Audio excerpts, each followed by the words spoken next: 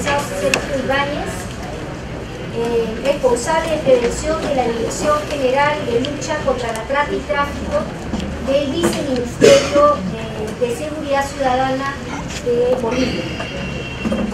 Y está la señora Jenny Vergaray, que viene de Bolivia. Ella es la coordinadora regional del proyecto Stepping In, Stepping Out, SUSO, de ICO, que también nos acompaña el día de hoy. La cuarta persona es Luis Vázquez, que es un peruano que trabajó primero en la Defensoría del Pueblo hasta el año 2004, luego nos acompañó unos años en CHS Alternativo con parte del equipo que vio el tema del RETA, y desde hace 5 años vive en Noruega y está como consultor en un proyecto de atención de víctimas de trata precisamente.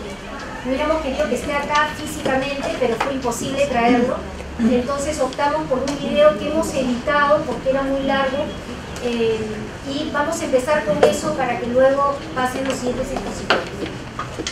Buen día. Mi nombre es Luis Vázquez, yo soy consultor de un proyecto de rescate y asistencia a víctimas que funciona en la ciudad de Oslo, Noruega. Algunos datos generales sobre Noruega. Noruega es uno de los países de la península escandinava. Tiene 5 millones de habitantes, de acuerdo al censo del 2013. Más o menos tiene un tercio del territorio peruano. Y consistentemente los últimos 2 años ha venido ocupando el primer lugar en el índice de desarrollo humano elaborado por el Programa de las Naciones Unidas para el Desarrollo. Para hacer un poco de comparación, Chile, que es el país mejor ubicado en Latinoamérica, ocupa el puesto 40, y Perú ocupa el puesto 77 en el ya mencionado índice de desarrollo humano. Noruega, igual que otros países de la región como Suecia y Dinamarca, son esencialmente países de destino. Es decir, reciben una gran cantidad de migrantes que de uno u otro modo relacionan fuertemente la trata de personas, la problemática de la trata de personas con problemas migratorios. Por ejemplo, de acuerdo a cifras oficiales, todas las víctimas identificadas por el delito de trata de personas en Noruega son ciudadanos extranjeros. No se han identificado hasta el momento víctimas que sean nacionales. Principalmente estas víctimas vienen de lugares como Nigeria o países del este de Europa como Rumanía, Lituania. Ha aumentado últimamente también el número de víctimas provenientes de otros países como Filipinas, Tailandia y el norte de África. En los últimos años, de acuerdo a cifras también oficiales, el número de víctimas identificadas ha estado entre 150 a 200 víctimas por año. La mayoría de estas víctimas son mujeres adultas y el propósito del transporte ha sido la explotación sexual. Entre el 2010 y el 2011, sin embargo, se ha detectado también 134 menores de edad, básicamente en el rubro de mendicidad y, en algunos casos, explotación sexual. El proyecto en el cual yo trabajo es un proyecto orientado específicamente a la asistencia y protección a las víctimas de trata, por un lado. Y también, por otro lado, hay un trabajo de campo, de identificación y de apoyo a personas que ejercen el oficio de la prostitución en la calle. ¿Qué características tiene la ayuda que se les brinda? Bueno, se les brinda casa refugio, reciben también una ayuda social, en tanto es consejería, reciben un estipendio mensual que llega más o menos a los $500 americanos, es para uso de ellas, pero puede parecer un monto elevado, pero si consideramos el índice de vida es un monto que no alcanza, o que en todo caso es muy limitado para lo que una persona pueda consumir en este país. Entonces es básicamente un dinero que sería para gastos diarios, para gastos diarios. Asimismo hay una idea de reinserción, es decir, de buscar que estas personas, estas mujeres, puedan reiniciar o tal vez reenfocar su proyecto de vida y luego de terminado esta etapa y puedan decidir, ¿no?, un poco por ellas mismas. Y esto es importante porque todas estas medidas son realizadas en primer lugar con el consentimiento de la víctima. En estos proyectos y en general la óptica de la sociedad aquí está muy enfocada a la voluntad de la persona. Se escucha mucho lo que la persona quiere hacer, se procura que la persona dé su consentimiento y que esto sea completamente libre. Hay un gran respeto además también por lo que podemos llamar la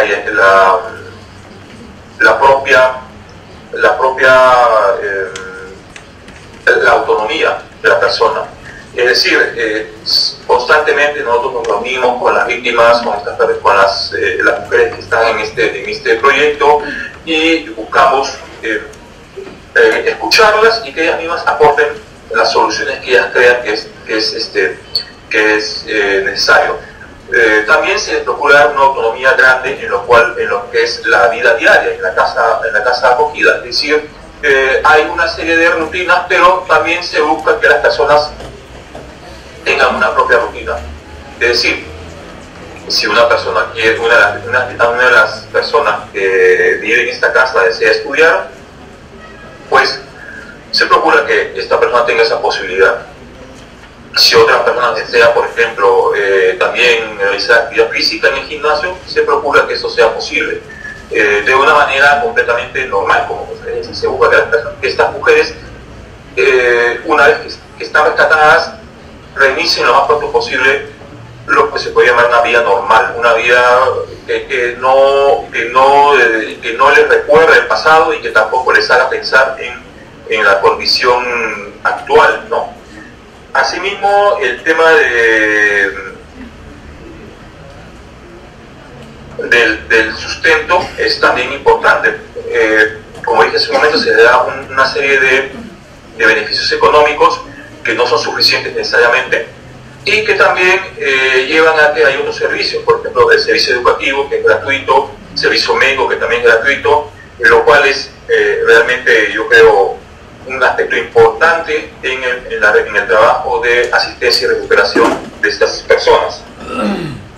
Todas estas víctimas con las que yo he tenido oportunidad de trabajar tienen cuadros, por ejemplo, de dolor de cabeza, insomnio,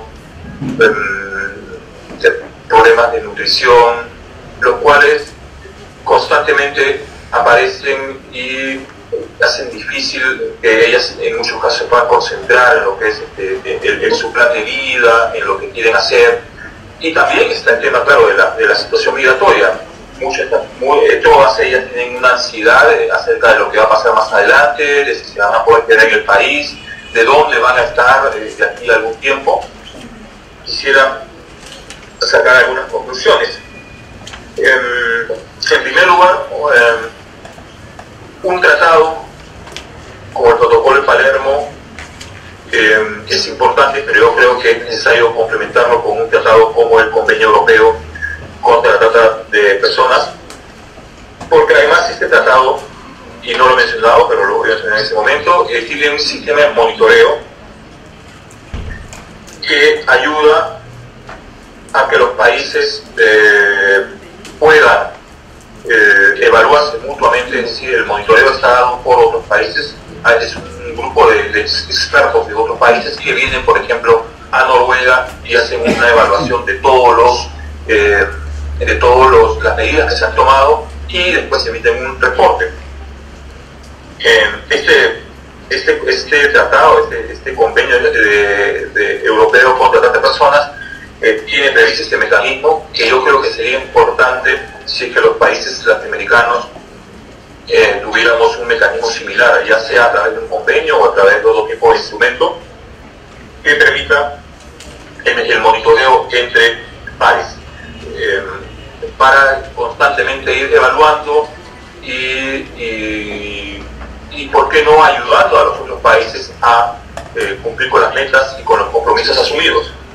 Yo creo que en este momento eso es algo que nuestro país no tiene, y que sería importante que esa evaluación sea dada también a nivel regional, no solamente a nivel interno, sino a nivel regional.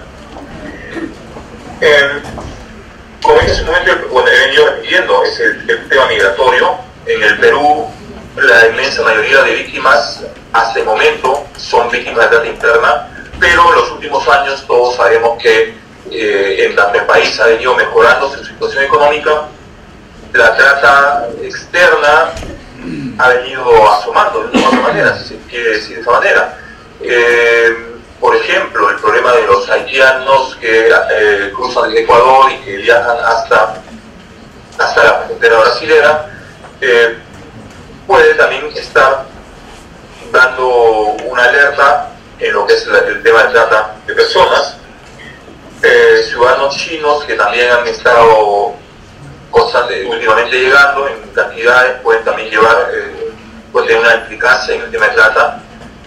Mujeres de nacionalidad ecuatoriana en la frontera, que cruzan la frontera y que también son explotadas sexualmente en la zona norte del país, o de otras nacionalidades, que también ha sido detectado en las zonas mineras del sur. Ello nos hace pensar si tal vez en un futuro no muy lejano el tema de la trata en el territorio peruano va a tener un fuerte componente migratorio, es decir, qué hacer con esas personas y cómo ayudarlas sin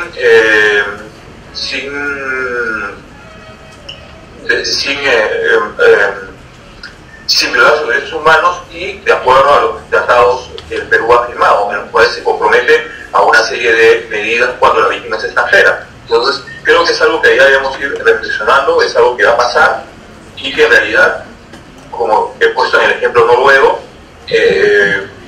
complica de una manera bastante importante los esfuerzos.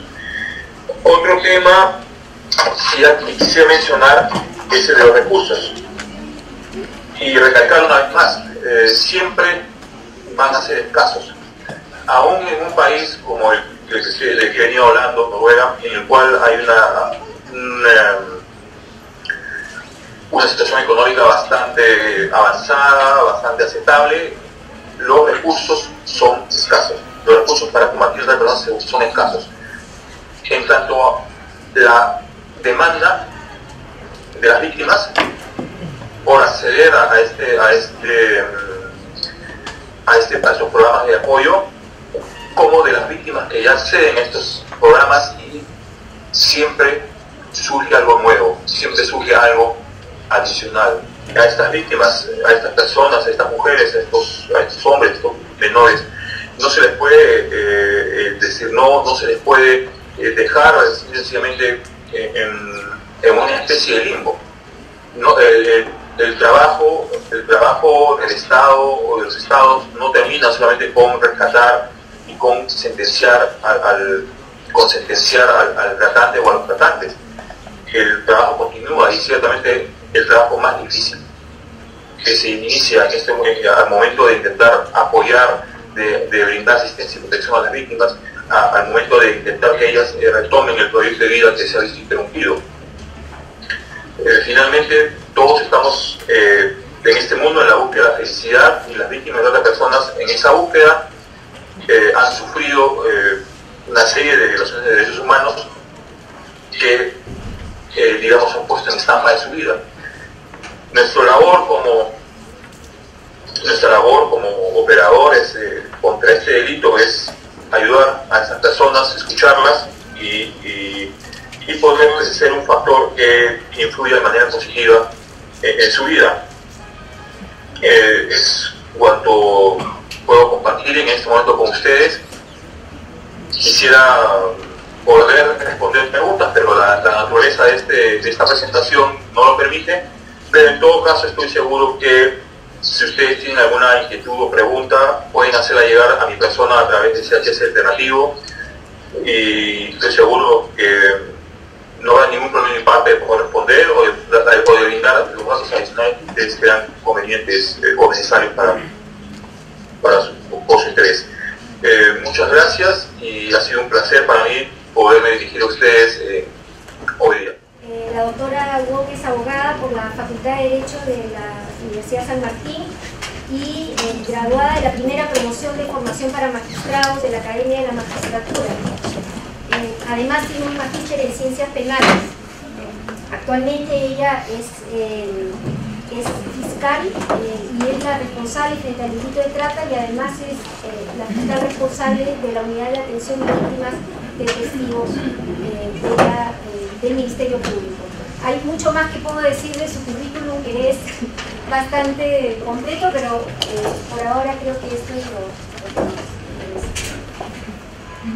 Bueno, buenas tardes con todos, con todas. Para mí es un gusto realmente participar en este segundo evento que nos convoca a todos con una preocupación que también nos convoca a todos. Veo aquí rostros que también me son familiares del año pasado. No sé si es porque les interesa tanto el tema que quieren hacer el seguimiento respectivo, a lo mejor no me entendieron lo que yo dije el año pasado, pero bueno, es una broma. El tema es que me alegra mucho contar con ustedes, porque fíjense que desde el año pasado yo traía otro esquema de información respecto a cómo el Ministerio Público está abordando el delito de trata de personas y el eje de asistencia y protección de las víctimas del delito de trata a través del programa de protección y asistencia a víctimas y testigos. El año pasado todavía estábamos un poco en esta situación de incertidumbre respecto a cómo enfocar el eje de asistencia y protección. ¿Por qué? Por varios aspectos fundamentales. En primer lugar, porque una gran deficiencia del abordaje del delito de trata de personas ha sido que nosotros no hemos tenido, estoy refiriéndome a todos los que intervenimos en esta ruta de actuación, criterios uniformes. Es decir, un aspecto puntual que quiero dejar en claro en este inicio de esta breve conversación es que una gran deficiencia es que todos intervenimos con respecto a la asistencia y protección de las víctimas de trata, pero de una manera muy aislada, muy fragmentada, cada cual, como quien dice, a su buen y real entender. Y este tema es fundamental y constituye uno de los grandes problemas que abordamos. ¿Por qué? Porque todos coincidimos en que, siendo tan complejo el delito de trata de personas y siendo tan compleja también la naturaleza y las características de las víctimas de trata, evidentemente, y es algo que cae por añadidura a esta apreciación, nadie podría abordarlo de manera aislada. Es decir, el Ministerio Público solo, el Poder Judicial solo, la Policía sola, la sociedad civil solo, ninguno. Es decir, primera conclusión o primera apreciación, porque no estamos concluyendo aún este breve intercambio de pareceres. No podemos abordarlo de manera unilateral. ¿Estamos? Entonces, si no podemos abordarlo de manera unilateral y de manera aislada, ¿qué hacemos cada uno apreciando el problema de la trata de manera singular desde la perspectiva de nuestras propias instituciones? En palabras sencillas, nunca hemos tenido criterios uniformes, una ruta única de actuación respecto al abordaje de la trata de personas. Y esto nos trae problemas muy singulares y complejos en el momento del abordaje. Es decir, ¿quiénes somos los que nos enfrentamos con las víctimas del delito de trata? Los operadores del sistema de justicia. Siempre lo hemos dicho y lo reiteramos una vez más. En gabinete, en las comisiones, nosotros intercambiamos muchos de los problemas que nos ocurren a diario. Y es importante que podamos arribar a conclusiones válidas y aportar, lógicamente, todo aquello que conlleva solucionar este problema. Sin embargo, lo que tenemos que nosotros tener en la mira y tener el acento es que quienes tienen que solucionar los casos en concreto son los operadores del sistema. Estamos hablando de los policías, los jueces, los fiscales, los defensores públicos y todos aquellos servicios estatales que pueden brindar una real y efectiva atención a una víctima de trata. Entonces, ¿cómo no hemos tenido nunca un criterio uniforme y esta ruta única de actuación? Se nos ha generado un primer gran problema. con decirles que ni siquiera tenemos un registro confiable aún, pese a la existencia del RETA y pese a la introducción del Sistema Estratégico de Información de Casos de Trata, que el Ministerio Público también tiene recientemente desde el año pasado, que se llama SISTAS. Por ejemplo, aquí vemos en este banner y dice: no hay datos oficiales exactos ni actualizados sobre la situación de los niños y niñas en los campamentos mineros de Madre de Dios. El Observatorio de Criminalidad del Ministerio Público señala que entre 2010 y 2014 se han reportado 307 casos de trata de personas entre Cusco y Madre de Dios, cifra que representa casi el 20% de los casos de todo el país. Esto es cierto, y aquí entre todos nosotros, todos los amigos que nos encontramos, por encuentro a representantes de las unidades de víctimas de Cusco, aquí de Piura, ¿no es cierto? Y también el presidente de la Junta de Fiscales Superiores del Distrito Fiscal de Madre de Dios, el doctor Luza, que se ha convertido en un abanderado de la lucha contra la trata y que esperemos que no sea esa lucha, que no lo haga solo, ¿no es cierto? Porque está bien que él tenga todos los esfuerzos y toda la orientación y toda la motivación, pero no hay que dejar a nadie solo en esta lucha. También tengo a mi amigo aquí de Relaciones Exteriores, ¿no es cierto? Todos acá somos conocidos y somos amigos. Pero ¿qué tenemos que hacer entre amigos y conocidos y sobre todo involucrados en esta lucha contra la trata? Que sea realmente efectiva, no que sea palabras solamente o algo lírico o enunciativo. Primer paso, uniformizar esta ruta única de actuación. Nuestros amigos del Ministerio del Interior, de la Policía Nacional, que son un binomio con el Ministerio Público en el ámbito de la investigación, tienen un protocolo ya de atención a las víctimas de trata. Eso no es malo, fíjense. Pese a que inicialmente, y siempre lo he dicho, estábamos en conversaciones y en coordinaciones para que sea un único protocolo de actuación frente a las víctimas del delito de trata. Sin embargo, hay que ser claros en esto, no podemos tampoco limitar y recortar las iniciativas y el ámbito de funciones que tiene cada institución. Es decir, nadie, como dueño de la verdad absoluta, va a decir no. Solo el Ministerio Público va a tener un solo protocolo de actuación frente al delito de trata. Solo la policía, solo el Ministerio de la Mujer, etc. Cada uno tiene una preocupación y tiene un enfoque de acuerdo a la naturaleza de sus funciones. Tiene una orientación especial. Entonces, como siempre debemos tener una mirada positiva, no es negativo que cada una de esas instituciones tenga un protocolo. Sería ideal que tengamos un solo protocolo. ¿Por qué? Porque fíjense, yo me caracterizo por ser muy directa, ¿no? Demasiado a veces. Pero bueno, ustedes algunos ya me conocen. ¿Ustedes se imaginan a los operadores del sistema de justicia, llámese policía, juez, fiscal, con 5 o 6 protocolos? Es difícil, es difícil. Sin embargo, reitero, en primera línea, el protocolo de la policía con el protocolo del Ministerio Público, que yo les voy a comentar a continuación de manera muy breve y puntual, no se oponen para nada. No se oponen. En líneas generales y en la orientación no se oponen. Y eso es un aspecto positivo. ¿Por qué? Porque contribuyen justamente a seguir esta ruta única de actuación que pretendemos. ¿Desde qué momento? Desde un código único de registro. Y por eso necesitamos que este código único de registro traduzca ¿qué? La existencia de una persona. ¿Y esa persona quién es? Es la víctima del delito de trata.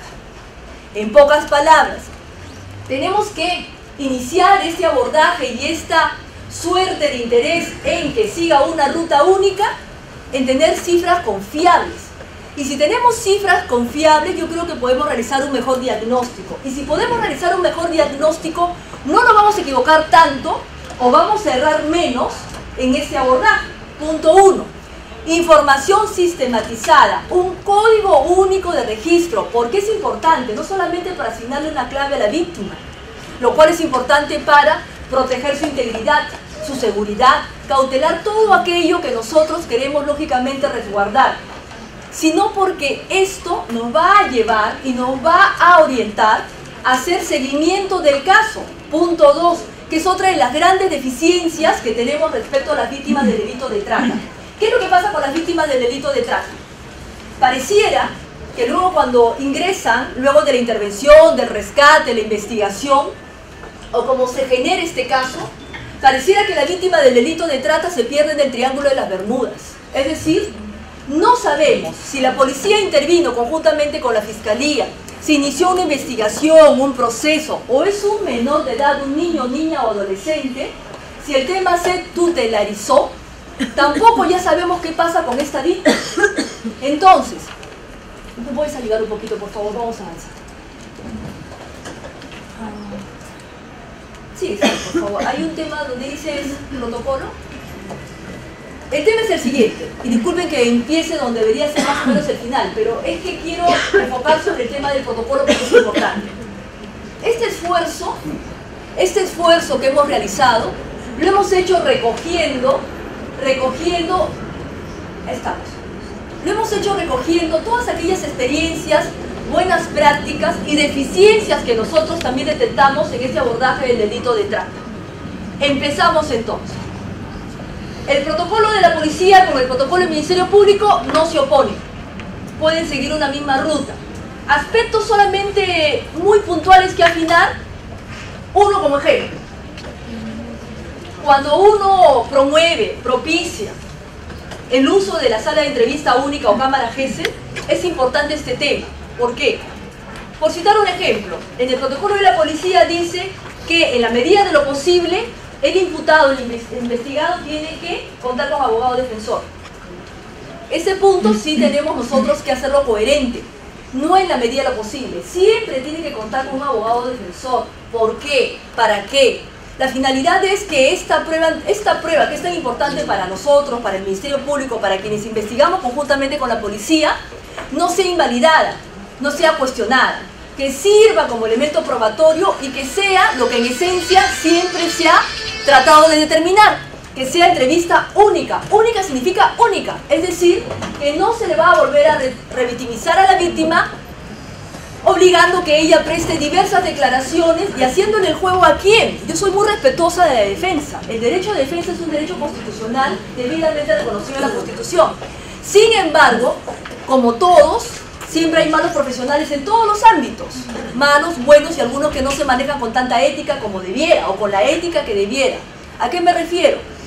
Que frustran las diligencias de entrevista única porque quieren contar con el abogado o porque no acuden y lógicamente la persona sostiene y requiere contar con su abogado en esta diligencia.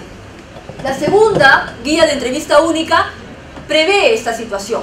¿Y la prevé de qué manera? Señalando que en una primera ocasión cuenta con su abogado a la elección, pero si en la segunda no cuenta con un abogado de su elección, tiene que haber un abogado de oficio, con lo cual no se le restringe su derecho de defensa, pero se cumple ¿con qué? Con un cometido principal, es llevar a cabo esta diligencia.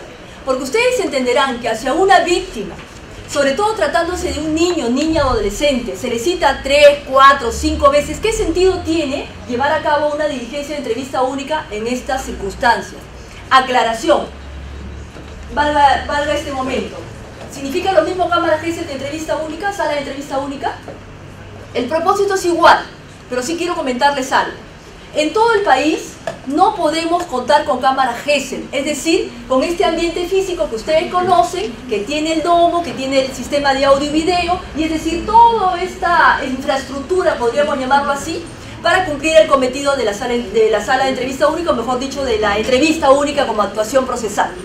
Como esto no es posible, porque en todo el país nosotros no contamos con recursos, y hemos sido apoyados por UNICEF al inicio para implementar estos ambientes físicos, lo que está haciendo el Ministerio Público es promover las salas de entrevista única. Es decir, no contarán con este sistema de audio y video, pero con drywall, con no una pared, un triple, es decir, nos estamos adecuando a los recursos. Comprenderán ustedes que Lima no es el Perú, entonces, y aún en Lima tenemos algunas carencias y deficiencias. Este ambiente físico cumple también el cometido de una cámara Gesell. ¿Cómo lo hacemos? Con un televisor, es decir, nos adecuamos, pero lo principal es que la actuación de entrevista única se lleva a cabo con el mismo fin, es decir, de servir de prueba anticipada para evitar revictimizar a las víctimas y que sirva como elemento probatorio. Volvemos al protocolo. Un acierto del protocolo, estas son las partes que tiene: marco normativo, teórico, hay un flujograma general de atención a las víctimas y hay un aspecto importante, es la quinta. Hay un capítulo especial dedicado a la atención de los niños, niñas y adolescentes.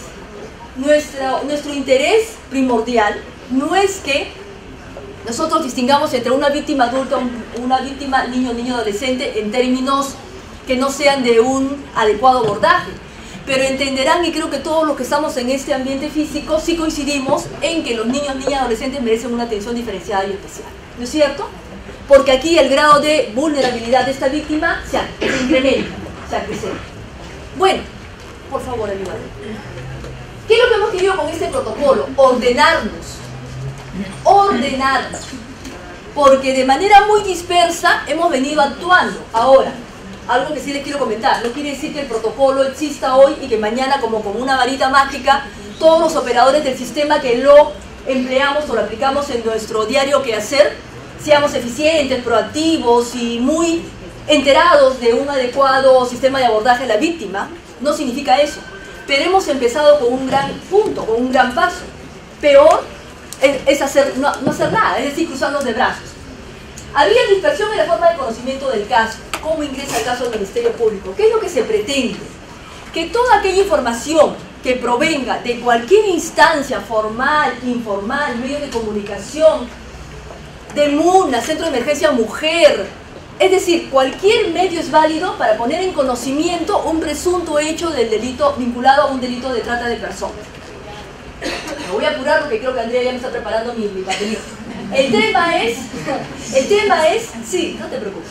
El tema es que hemos querido ordenar en todos estos puntos. ¿Qué es lo que ocurre cuando se canaliza la información? Tenemos que abreviar plazos, tenemos que hacerlo más acotado, tenemos que hacer que la intervención o el conocimiento llegue directamente a quién. En este caso tiene que llegar directamente a la policía, que va a actuar conjuntamente con el Ministerio Público o directamente al Ministerio Público, porque nosotros centramos la investigación. Todo lo que realizan las otras instancias van a ser incorporadas válidamente. ¿Para qué? Para reunir evidencia. Porque aquí, otra conclusión importante. ¿Qué es lo que nos cuestionan como Estado, como sociedad? ¿Qué es lo que más nos cuestionan los que nos miran desde afuera? Y nosotros también, que nos miramos lógicamente desde el país y desde la actuación ya de actores de un sistema. No hay casos, ¿no es cierto?, judicializados. Los pocos casos judicializados, ¿qué es lo que ocurre? O se archivan, o cuando se impone la pena es mínima, es benigna. La reparación civil es un saludo a la bandera. Y menos aún tocamos el tema de las personas jurídicas o la presunta fachada que pueda tener una empresa o un local en donde han trabajado estos tratantes o explotadores. Es decir, todo un sinnúmero, un rosario de deficiencias que nos juegan en contra y que hacen que efectivamente los pocos casos judicializados no cumplan su cometido. Pero esto tiene una génesis, tiene un origen.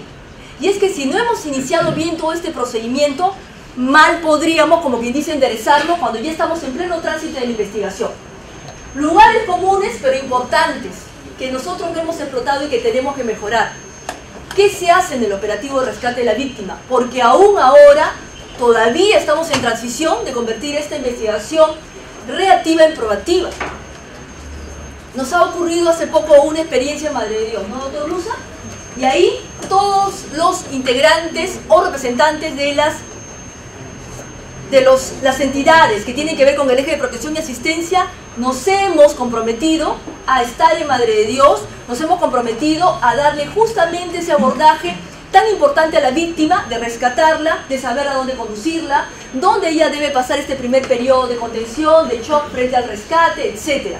Sin embargo, una primera gran lección que nos deja esta intervención, que está vinculada a la interdicción contra la minería ilegal, es que tanto el eje de protección y asistencia a la víctima de trata tiene que estar en el mismo nivel de eficiencia con otro aspecto fundamental, que es la investigación.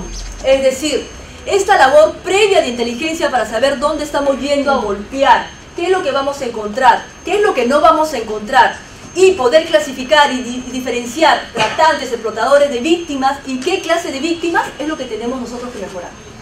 Pero ya lo estamos haciendo. Ya hemos hecho esfuerzos y eso es algo saludable que queremos compartir con ustedes. Han ido representantes del Ministerio de la Mujer, Ministerio de Justicia, Ministerio de Salud, UDAVID, que está presente como programa de víctimas y testigos, los fiscales, evidentemente, que son los que llevan la investigación, policía especializada de la DIVINTRAL. Es decir, lo que estamos tratando de hacer es identificar aquellos lugares, aquellas zonas de mayor incidencia o que nos hacen mucho más complejo todo este tema del abordaje, y poder acudir de esta manera como un bloque de intervención. Recuerden que en esta situación lo que tenemos que hacer de una manera mucho más proactiva es el tema de afianzar la cadena de protección. Ahora todo esto suena muy bonito, pero ¿dónde llevamos a las víctimas? El mismo problema de siempre. Ese problema de los albergues, ese problema de dónde tener a las víctimas, inclusive en el momento inmediato de la intervención o del operativo de rescate, es algo que es un quebradero de cabeza para todos nosotros. Sin embargo, hay que definir niveles de intervención. Niveles de intervención cuando es una intervención, como quien dice, de complejidad media, en la cual nosotros en el Ministerio Público estamos implementando, por favor si pueden regresar a las salas de acogida del Ministerio Público. Las salas de acogida del Ministerio Público son ambientes físicos que está promoviendo el Ministerio Público. Y son lugares, esta es la sala de acogida, sí, yo voy a terminar en 2 minutitos, por favor, si me permiten. Sala de acogida de la Unidad de Víctimas y Testigos de Madre de Dios, donde trabaja el doctor Luz. Él ha tenido esa iniciativa, tiene kits de emergencia para atender a la víctima de trata. ¿Qué contiene este kit? Tiene lo mínimo que debe tener una víctima cuando se le rescata. Las víctimas de trata, sobre todo cuando es un caso referido a explotación sexual, salen en paños menores, casi desnudas. Y esto lo primero que afecta es su dignidad en un operativo de rescate. Estos kits lo que tienen es eso, unas frazadas, tienen útiles de aseo, tienen un kit de emergencia de alimentación. Es decir, lo que estamos nosotros tratando de afianzar es atender a la víctima desde sus mínimos requerimientos hasta los requerimientos a otro nivel, a este nivel de atención. ¿Para qué? Para saber a dónde la vamos a trasladar, a quién se le va a entregar, si es que procede que se le entregue a algún familiar, o si no, porque mientras que la investigación transcurre, muchas cosas tienen que pasar en el ámbito de la verificación y la comprobación. Entonces, ¿cuál es el propósito de estas salas de acogida? Que haya una investigación eficiente. El fiscal tiene que tener a la mano a su víctima, pero no para exprimirla, repetimos, como único medio de prueba, sino para atenderla, para asistirla y para verificar cuál es la ruta que va a seguir esta persona y no perderle, como quien dice, vista. Hay que hacer un seguimiento del caso. Lo tenemos en Madre de Dios, en Puno, Loreto y La Libertad. Pertenecen al Ministerio Público. Arequipa está sombreado en rojo, ¿por qué? Porque no está en la Fiscalía, ha sido producto de un convenio, pero surte los mismos efectos. La sala de acogida del Ministerio Público no significa, amigos y amigas, que se van a quedar a vivir ahí las víctimas. Ojo, estas salas son salas de acogida transitoria. ¿Por qué? Porque el Ministerio Público no puede perder el norte de su función, que es investigar el delito. Tiene que tener a la víctima porque le interesa protegerla, le interesa asistirla y le interesa que durante toda esta intervención procesal ella esté debidamente atendida y que pueda lógicamente intervenir procesalmente, valga la redundancia, de una manera adecuada. El tema puntual aquí, y con esto ya termino, es que estamos en este tránsito de unificar esta ruta única de actuación.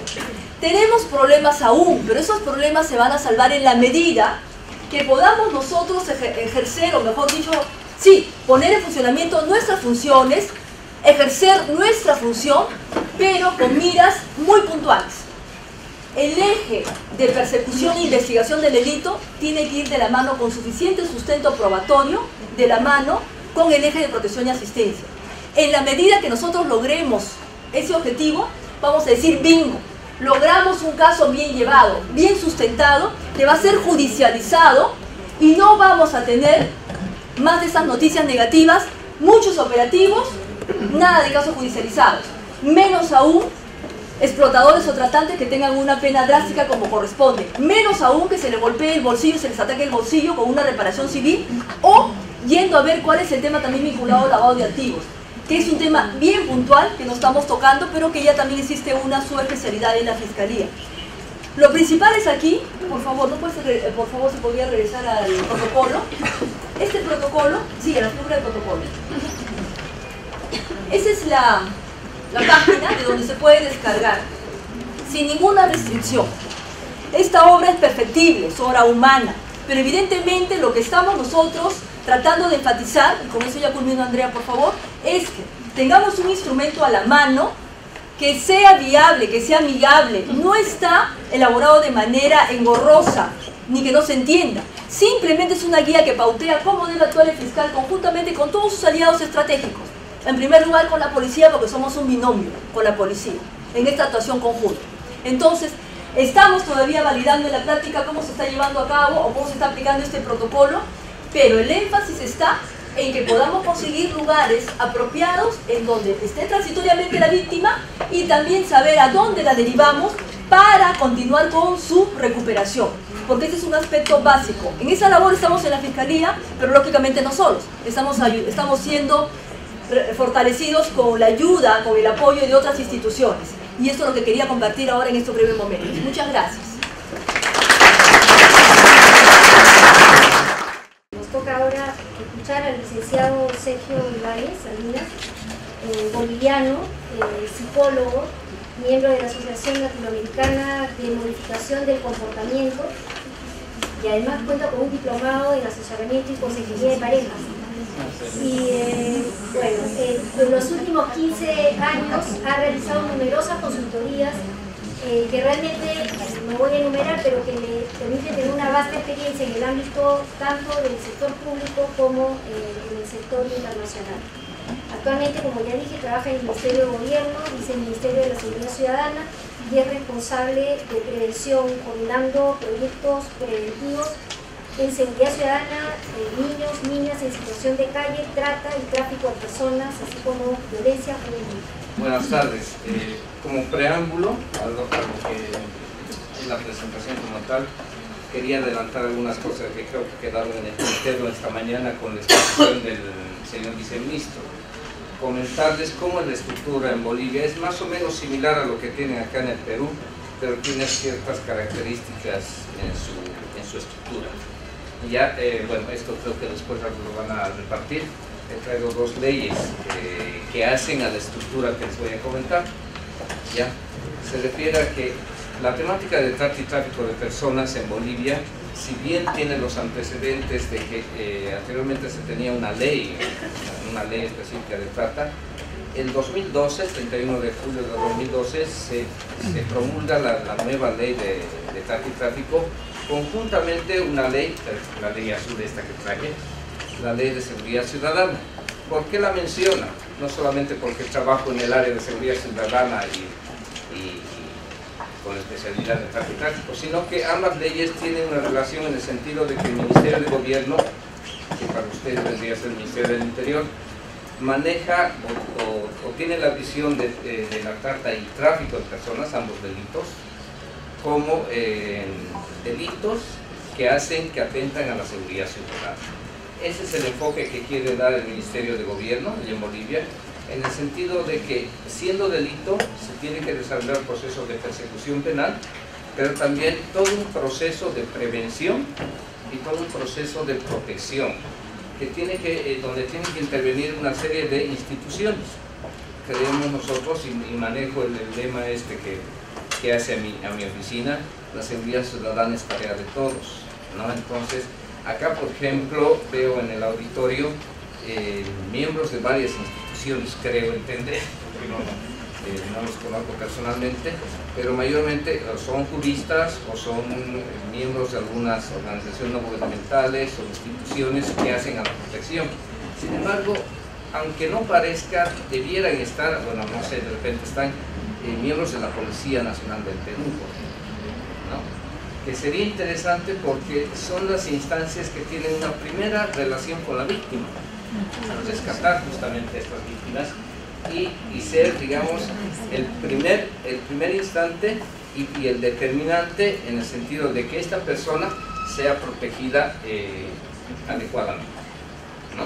Porque a veces son justamente los policías y otros operadores de justicia los que revictimizan a la víctima, ¿no? Y eso ocasiona de que estas personas puedan alejarse de todo el proceso de restitución de sus derechos, ¿no? Y puede ocasionar que estas personas vuelvan a caer en estos problemas.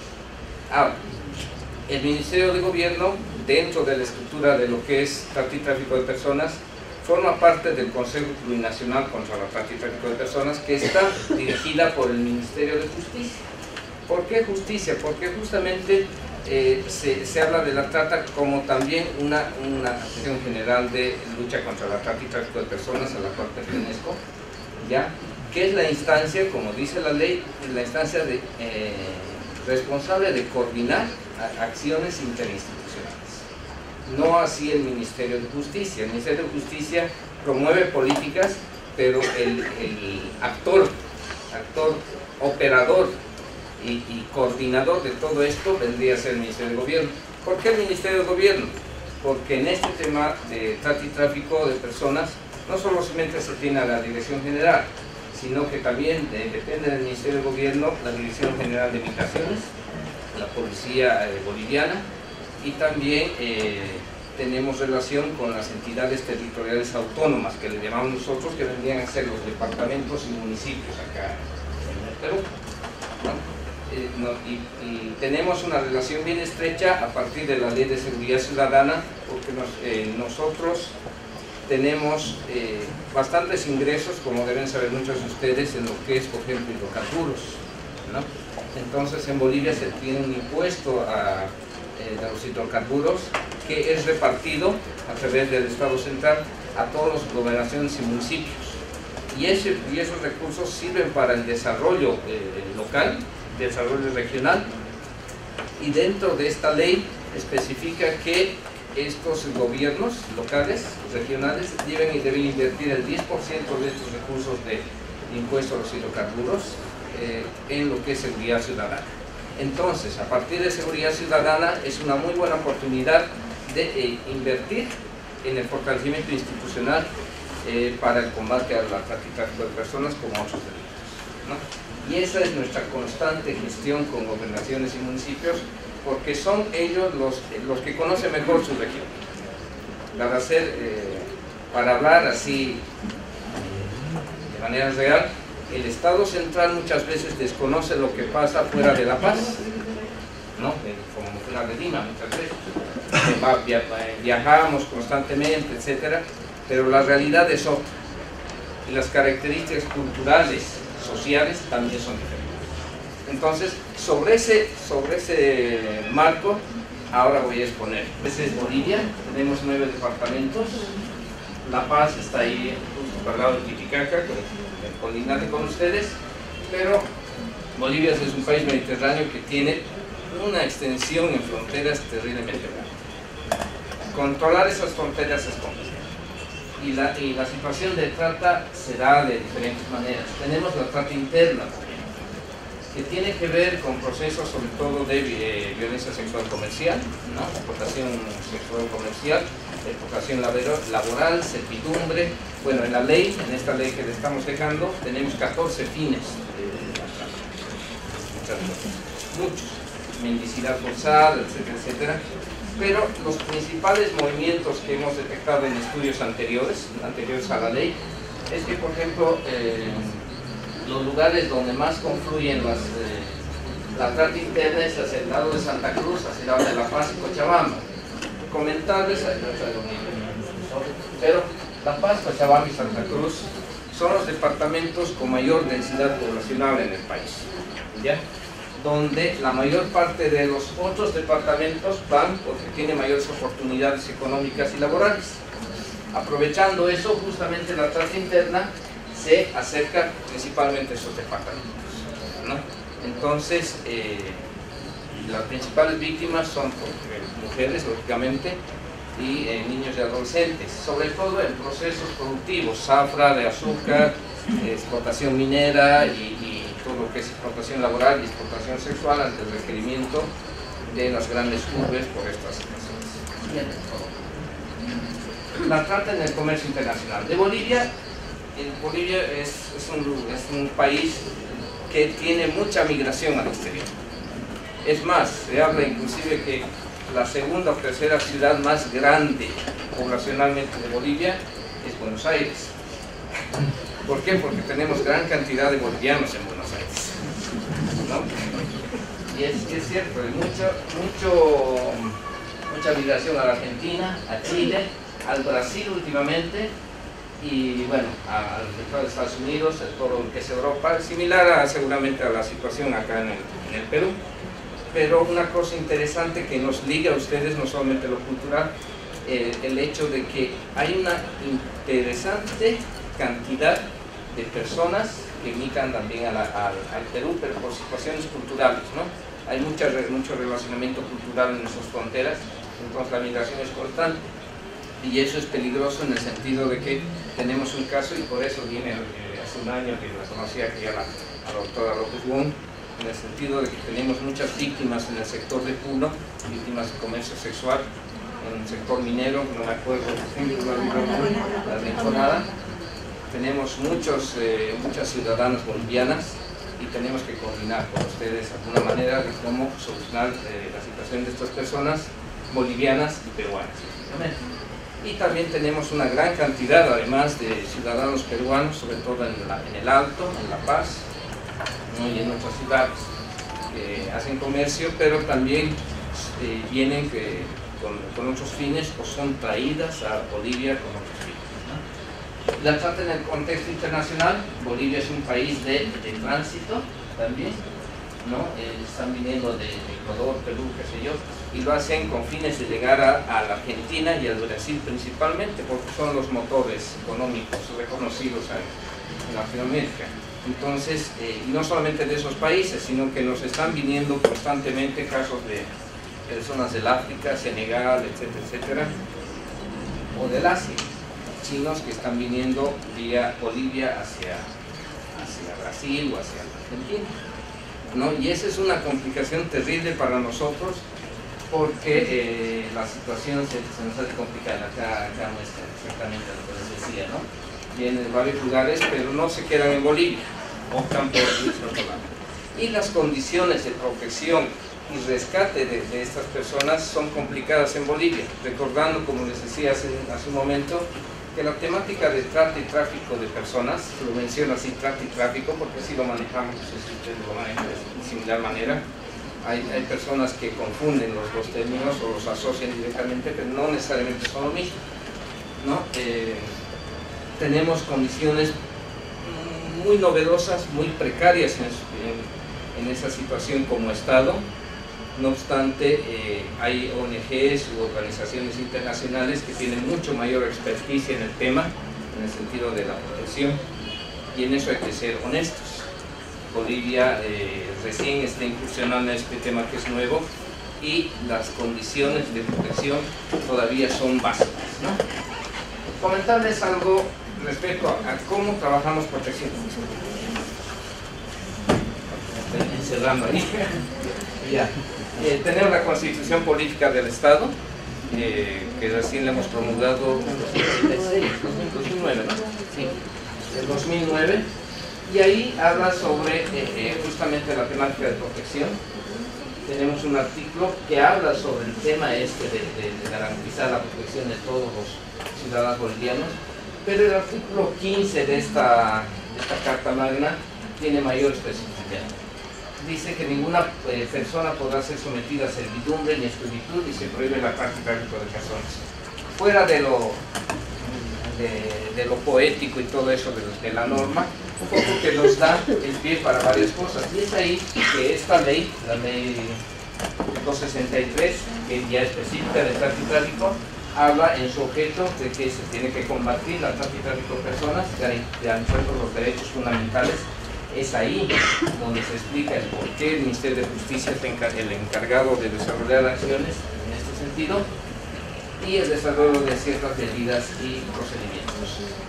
Ahora, hablar de lo que es protección, atención, reintegración a víctimas, y es todo un capítulo en esta norma de trata y tráfico. A los que alcance les voy a dar, a los que no, a las otras personas voy a dejar mi correo y les podemos pasar con el. Ahí habla de una situación interesante, ¿no? Adoptar mecanismos necesarios para evitar la revictimización, ¿ya? Desarrollando estrategias de prevención, protección, atención, reintegración y persecución penal.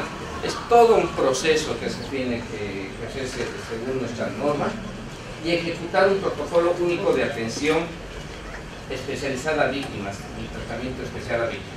Este protocolo, al igual que ustedes, ha sido ya desarrollado en el 2013, ¿no?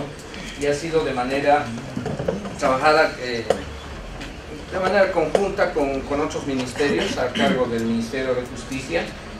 Sí, es un gran avance en el sentido de que da algunas pautas de qué tienen que hacer las diferentes instituciones desde el ámbito nacional, el ámbito subnacional y el ámbito regional, municipal, ¿no? Sin embargo, somos autocríticos este protocolo carece todavía de los nexos, de las articulaciones que debiera haber. Solamente es enunciativo en muchas cosas, de buenas ideas, de lo que tendrían que hacer el gobierno central, municipios, gobernaciones. Sin embargo, la operatividad de tal protocolo todavía es insuficiente. Es por eso que ya se han diseñado y se están en proceso de diseño de otros protocolos complementarios. No es que nos queramos llenar de protocolos, pero la especificidad del tratamiento y cómo debería trabajar cada institución es fundamental. ¿Ya? Es así que, por ejemplo, el área de migración tiene su protocolo de actuación migratoria, el área de Cancillería tiene su protocolo de consular. Nosotros como Ministerio de Gobierno, como dirección, hemos diseñado y está en proceso de validación un protocolo que es un poquito más integral, que es el protocolo de detección temprana del caso de trata y tráfico, donde especifica claramente lo que la doctora López planteaba y también planteaba el compañero acá que hemos visto su conferencia vía Skype, sobre algunas características físicas, emocionales, conductuales que tiene la víctima y que debieran reconocer diferentes operadores de justicia y operadores migratorios, sobre todo. ¿Cómo nos damos cuenta de que una persona que está pasando el control migratorio puede ser víctima de tráfico? Tiene ciertas características conductuales, emocionales, etcétera, etcétera, etcétera, que hay que tomar en cuenta.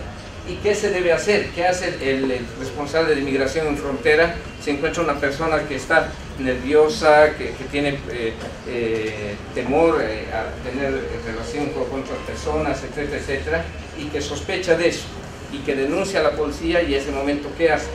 Eso es el protocolo que debemos todavía trabajar y que está en proceso de control. El artículo 30 habla ya de la atención y cuidados especializados, y como les decía, el Estado está incursionando poco a poco en esto. Gobernaciones y municipios, las gobernaciones trabajan con los departamentos, y los municipios que son como Lima, digamos, espacios más reducidos, ya con anterioridad en Bolivia han desarrollado centros de atención a determinadas poblaciones vulnerables, tanto a la violencia como también a menores infractores y todo eso. Sin embargo, la temática de trata y tráfico de personas no ha sido abordada. Les decía, es un tema nuevo. Entonces, ¿en qué caemos nosotros como Estado? Sucede que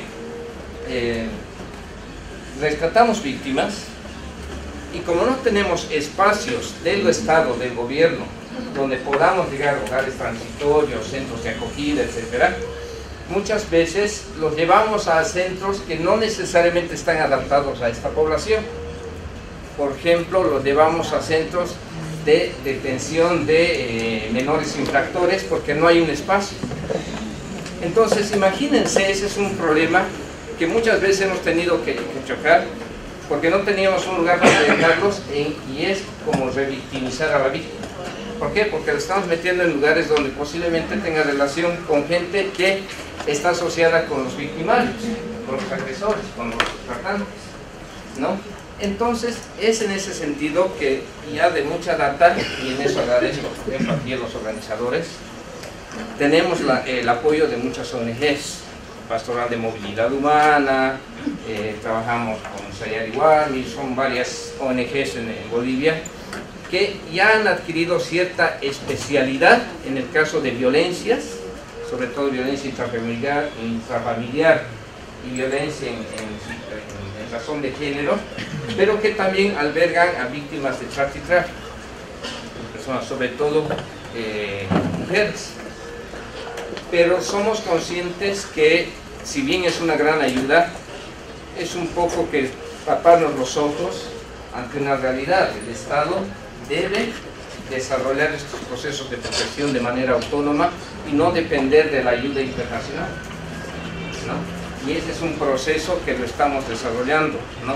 Es para eso que se están haciendo, a partir de las alianzas, se está haciendo una estrategia, y para esa estrategia estamos en un proceso actual. Justamente unos compañeros de la dirección está haciendo un recorrido por todo el país, sacando un diagnóstico de los centros de acogida para establecer buenas prácticas. ¿no? Queremos saber en qué departamento se está haciendo por lo menos algo o se tiene pensado trabajar de manera mucho más específica. Esto también habla la norma, ¿no? Justamente en ese sentido, que se tiene que garantizar la atención física, psicológica y se deberán crear centros de acogida especializados. Pero para eso estamos haciendo ese diagnóstico y no caer en la dependencia de otras fuera del Estado. Cualquier momento, y es lo que pasa en Bolivia y seguramente en el Perú. Ay,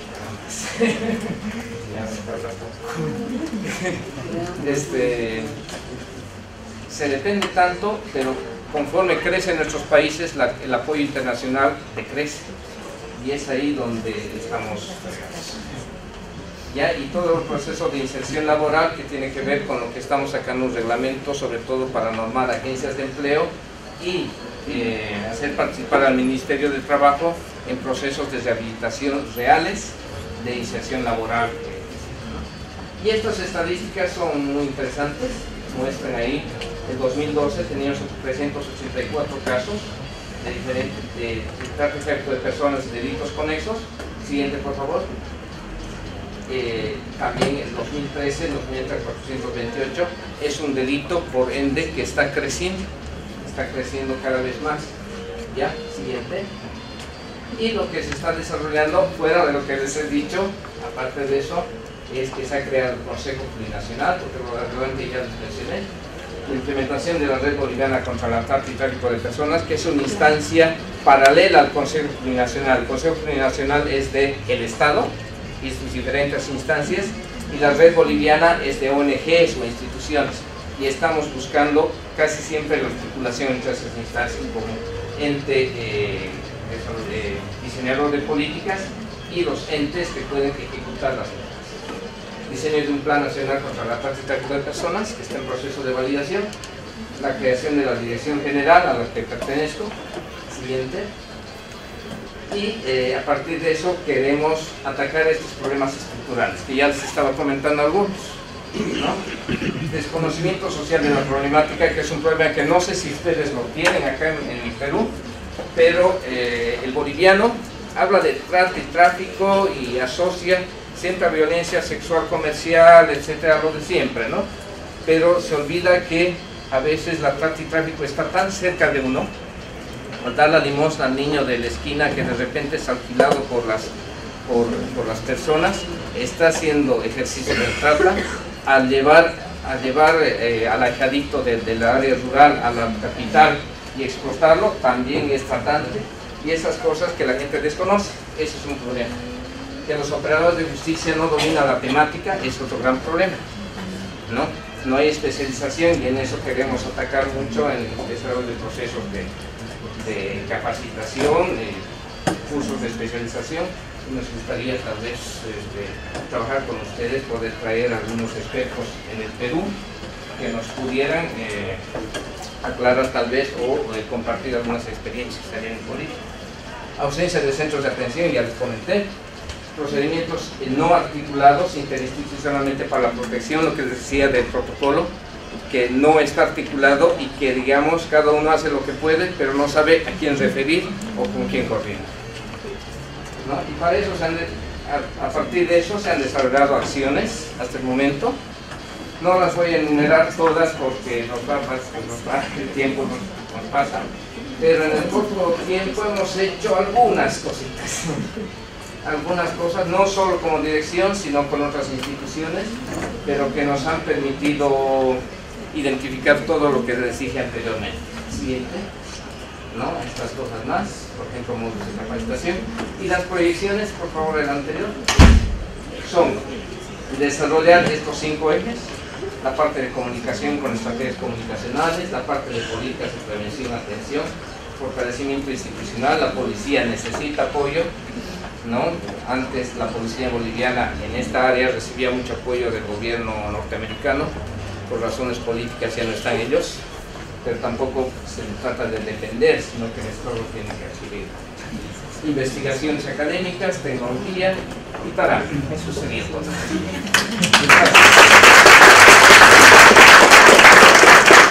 Ahora la última exposición está acá cargo de Jenny Negaray, psicóloga, además con especialidad en psicología social y educativa, y además con una maestría en filosofía y ciencia política. O sea, tiene un panorama, ha trabajado mucho con proyectos con enfoque de género y tiene numerosos artículos e investigaciones publicados realmente a nivel nacional y regional. Comento, estoy trabajando para este proyecto que se llama Stepping Up, Stepping Out. Es un proyecto que, bueno, tiene estos objetivos, tiene 4 objetivos el proyecto. El primero es el empoderamiento de los trabajadores sexuales.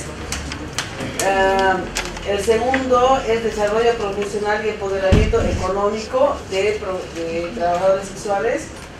El tercero es la construcción de un entorno de apoyo a esta población. Y el último es violencia sexual. Y en el marco del cuarto objetivo es que trabajamos con población que está relacionada con el tema que aquí se está tratando. Ahora, quisiera señalar algo que me parece importante, y es que en este proceso de búsqueda de justicia tendemos también a estigmatizar a las personas de otros sectores, ¿no? Nosotros consideramos que las mujeres adultas probablemente han podido o no elegir el oficio de trabajadora sexual y merecen todo el respeto del mundo y no deberían ser acusadas por esta situación, ¿no? Entonces, es un poco complicado para el programa y es un poco, les decía, complicado, pero al mismo tiempo desafiante atender a 2 poblaciones que parecería que están como compitiendo por ¿en qué sentido? O sea, las víctimas de violencia sexual nos conmueven, las trabajadoras sexuales nos molestan.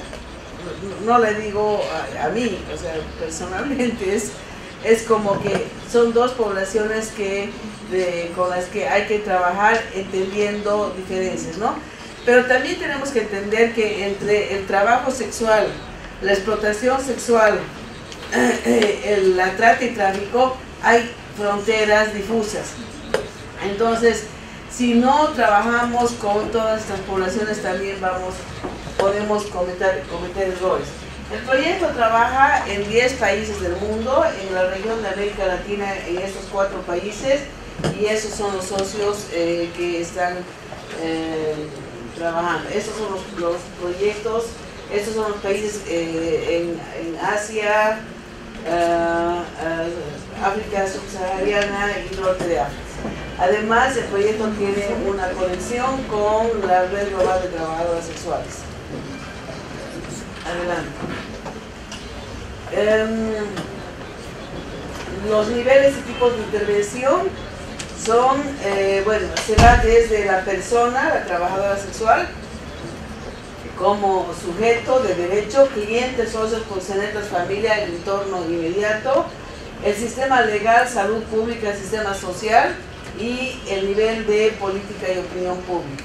No todos los países ni todos los socios del programa trabajan en todos los ámbitos, algunos trabajan en ámbitos exclusivos, otros trabajan en forma global. Tipos de intervenciones, desde capacitación en habilidades educativas, vocacionales y de negocios. El proyecto se llama, reitero, Stepping Up, o sea, que quiere decir mejorar, o Stepping Out, que es salir. O sea, es más o menos, esas son las alternativas, o mejoras o sales, pero quedarte en la misma situación no es aceptable, digamos, ¿no? En el caso de las mujeres adultas, la elección es libre, o sea que quieran mejorar su situación y manteniéndose en la situación de trabajo sexual, o salir de ahí, o sea, con alternativas de salida, como oficios diversos, etc. Y en el caso de menores de 18 años no hay opción, es salir o salir, ¿no? Esas son las diferencias en cuanto al grupo poblacional. Por favor. Bueno, entre las actividades que hemos realizado en el año 2003 en el proyecto, Una cosa que ha sido bien interesante ha sido este trabajo de evaluación de necesidades. En el ámbito de menores de edad trabajamos con 3 organizaciones, la congregación, bueno, el Instituto de las Hermanas Adoratrices, que tiene un centro de acogida en Cochabamba, y cada uno de los socios del programa además es como un programa, digamos, piloto, que va a generar muchas lecciones aprendidas, porque ninguno hace lo mismo que el otro, o sea, hacen cosas distintas pero están articulados a través del programa. Entonces, las Hermanas Adoratrices tienen este centro que ha nombrado el compañero, que se llama Sayari Warmi en Cochabamba, que es un centro de acogida y de recuperación a profundidad de las niñas, ¿no? Donde, bueno, están acogidas por un tiempo de 8 meses más o menos,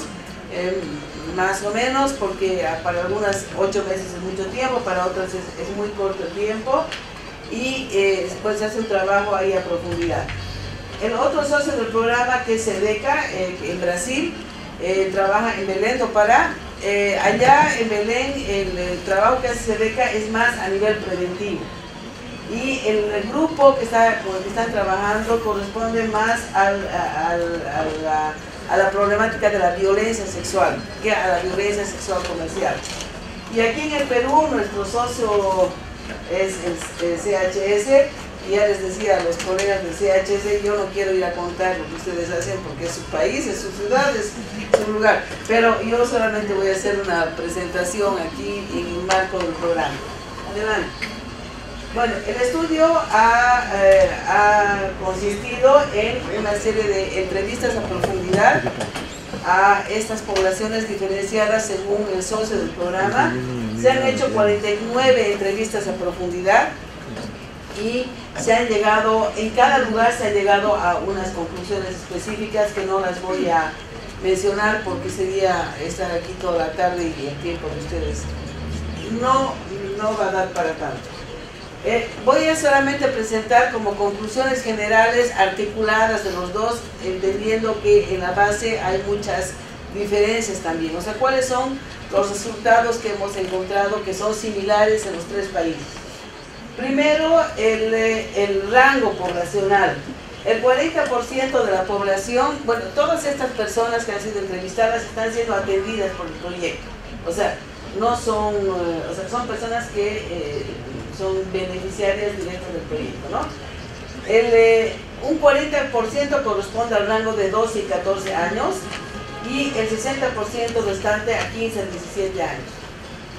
Siendo que la población menor es en menor cantidad, eso en realidad preocupa muchísimo también, ¿no? Porque hay un debate también a nivel internacional sobre este tema de la edad, que ahora, lo que decía esta mañana en la inauguración, me ha encantado mucho la presentación que hizo el señor de Argentina, las modas, ¿no? Entonces es como que hay una moda, ¿verdad? Una moda, ahí ya es, además el open mind, así tan abierto que ya no hay salida. Entonces, de pronto, ¿no es cierto?, hay como una visión, bueno, ¿por qué 18 años es la edad así del corte, así, ¿no? ¿Y qué de 17? Si ya va a cumplir 18, entonces, ¿cuál es la diferencia entre una chica de 17 y otra de 18 para que se haga tanto problema, ¿no? Y bueno, ¿y por qué 16 no? ¿Y por qué 14? Entonces, ¿saben qué? Es como que hay una permisividad que se va abriendo y que determina que todo lo que es vulneración de derechos termine siendo naturalizado y además cuestionado como un problema de derechos, porque parece que naciéramos adultos, así, ¿no? Que ya en esta generación, ya a los 5 años somos adultos autónomos, ya tenemos solo derechos, no necesitamos además protección de ninguna naturaleza, ¿no? Entonces, este tema de la edad es una alarma. Segundo, con relación al grupo objetivo del proyecto, que es violencia sexual comercial, aquí le dan el nombre de, explotación sexual, ESNA. Allá en Bolivia utilizamos este otro concepto de violencia.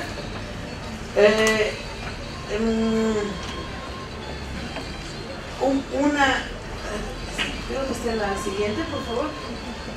Sí, en Bolivia y en Perú la mayoría de las entrevistadas, promedio 86%, corresponden a este tipo de delito, ESNA o violencia, y en un menor número a trata de personas con fines de explotación sexual. En Brasil, solo una menor de las que participan en el programa es víctima de violencia sexual y las demás están en el ámbito de violencia sexual. La idea aquí es hacer un trabajo preventivo, es decir, no vamos a esperar que las personas lleguen a la peor situación para que tengamos que intervenir.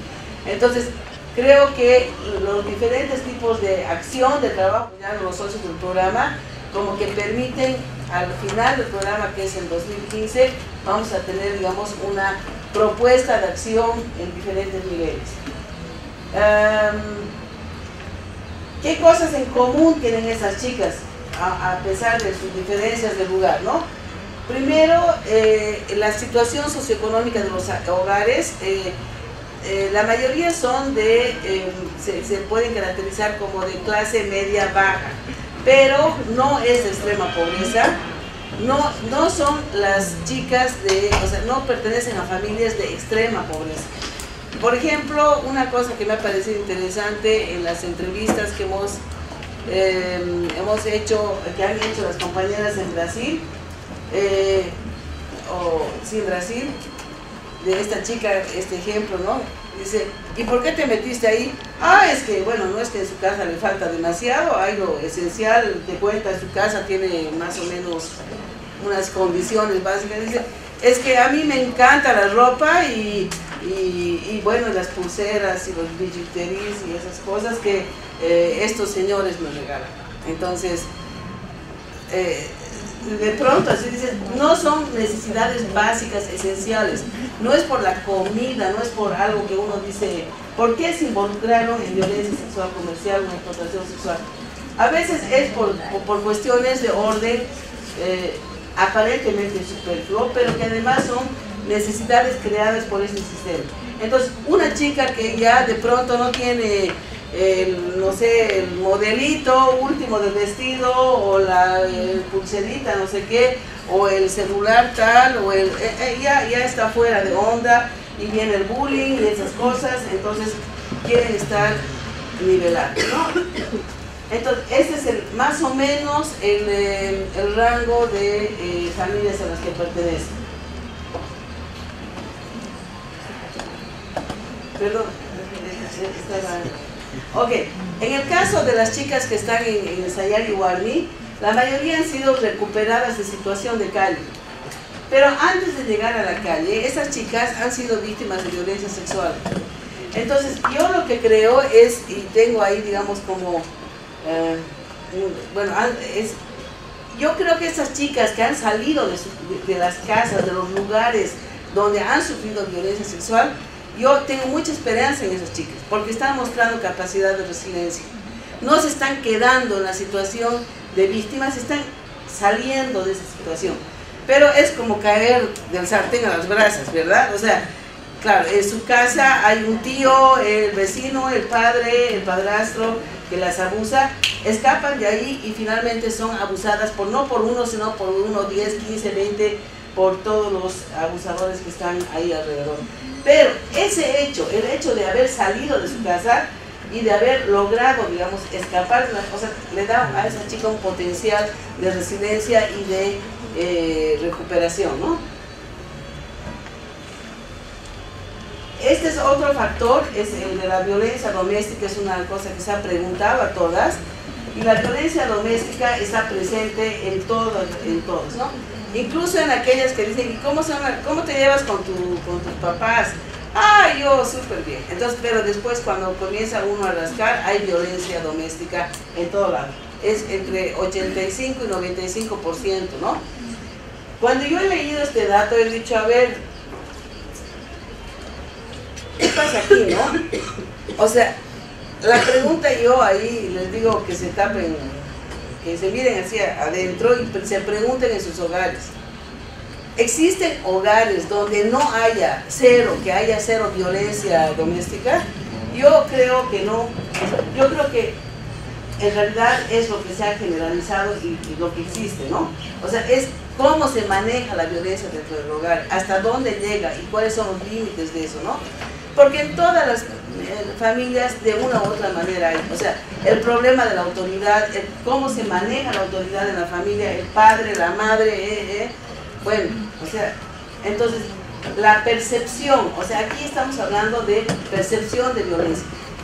O sea, pueden haber chicas que han sufrido violencia grave, pero también puede haber percepción de violencia. O sea, qué sé yo, una retada de la mamá, una llamada de atención es percibida por ellas como violencia también, ¿no? Bueno. Ok, y el último, lo que decía este tema de la violencia sexual, ¿no? Vecinos, padres, etcétera, que han abusado de las niñas.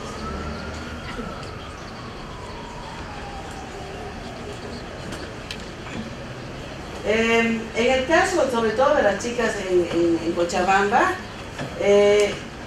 bueno, y también me comentaba la compañera Ana Ladera, que está a cargo del programa de asistencia aquí en el CHS.